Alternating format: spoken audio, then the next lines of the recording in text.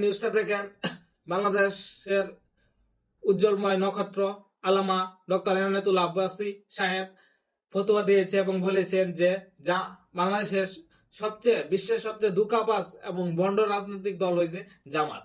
জামাত আসলে যারা হক্কানি তারাও বাইরে যায় না। যেভাবে হাসিনার বিরোধিতা করছি এই সাহসী ব্যক্তি আমাদের মাথার মুকুট আল্লামা এনায়েতুল্লাহ আব্বাসী, এখনো সেই ভণ্ডদের বিরোধিতা করে যাচ্ছেন।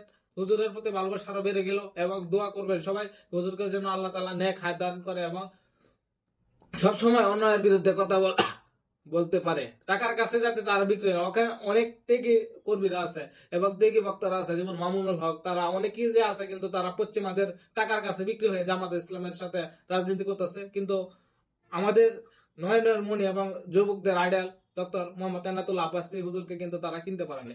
ধন্যবাদ আব্বাসী হুজুর, তিনি সঠিক সময়ে এই ফটোটা দেওয়ার জন্য। সবাই ভিডিওটা শেয়ার করে সবার কাছে সরিয়ে দিন। আসসালামু আলাইকুম।